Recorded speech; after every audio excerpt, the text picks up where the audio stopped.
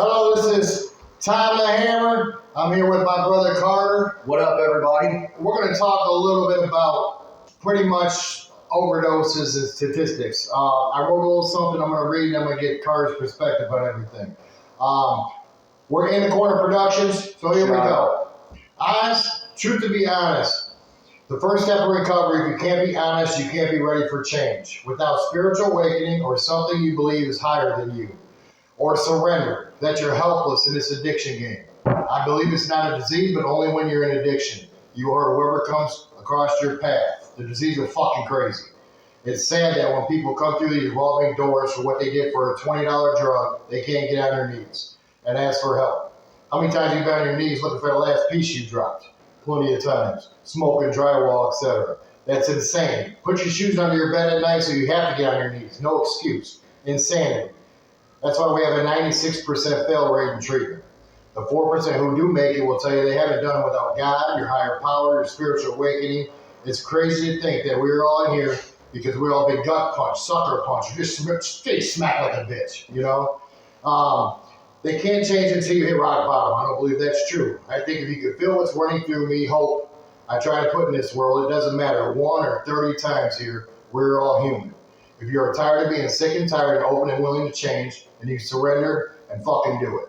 Harsh reality from statistics. 44% of people in this place. Carter, how many people are in this place? There's about 80 to 100 people in this place. Yeah.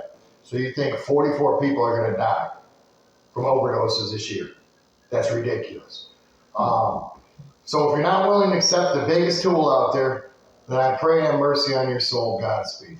Godspeed. Yeah, that's powerful. I think the statistics speak for themselves, and at 44%, man, I hope it's not us. Doesn't say what 44%, but it's definitely a reality that we've got to face each day. I think that the higher power is huge in this. It's funny that you say the crack rock, man, because I've been there, and that's true.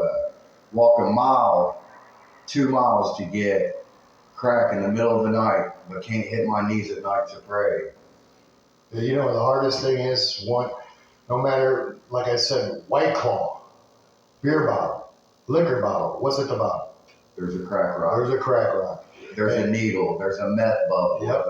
There's a Xanax. Once you pick up to that Holy Spirit, that spiritual awakening, that God smack, once you use one time, it's out the window. It took so long to come in and get in you that, I call it white lightning, and it's just out the door with one use. Yeah, one's too many, 1,000's never enough. I know it's an old cliche, but if you guys are addicts like me and Tom, then you know the reality that any substance I put in my body that changes my mental state, I'm fucked from that point on. All bets are out the window, and Tom talks a lot about his spiritual awakening, his God smack, and I can relate to that. Whatever your higher power is there, something bigger than you. You have to believe in it. That's the basis of our program, man. That spiritual fitness, that wellness that we seek, and I've definitely found that in my higher power, which I choose to call Jesus Christ. You can't beat the addiction battle without it. No, you can't. And that's a fact. You won't win without it. No. And it's a game. It riddles your mind. The fear deep within. It's a battle within. That's what it is. Next couple of days, we're going to do relapse. So hopefully you tune in. Shout out to Brian Roebuck. Let's go. 5959 at YouTube. In the Corner Productions. In the corner. Peace out. Peace.